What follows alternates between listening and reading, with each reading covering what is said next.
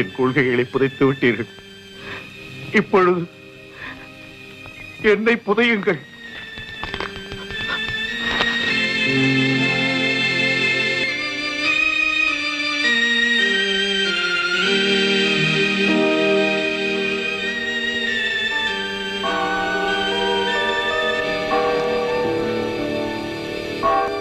சிவப்பிரகாசத்தோட ஆத்மா சாந்தி அடைய ஆண்டவன் அருள் புரியட்டும்.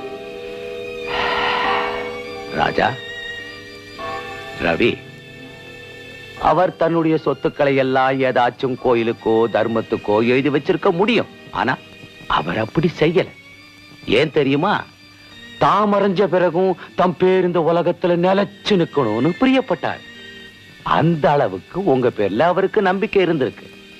அந்த நம்பிக்கைக்கு பாத்திரமா நடந்துக்கிட்ட சிவப்பிரகாசத்தோட பேரை சொல்லிக்கிட்டு திக்கில்லாத 100 குடும்பமாவது பிழைக்கட்டும். சிவப்பிரகாசம் தான் சொத்தெல்லாம் வேற யாருக்கு எழுதி வச்சுட்டாரா? ஆமா சார், யாரோ 2 அனாதை பசங்களுக்கு எழுதி வச்சார். யாரா அவங்க? அவரோட அனாதை பள்ளிக்கூடத்துல படிச்சவங்களா? அப்ப உங்களுக்கு தெரிஞ்சிருக்குமே. பேரு ஒருத்தன் பேர் ரவி, இன்னொருத்தன் பேர் ராஜா சார். ஓ, ரவி ராஜா.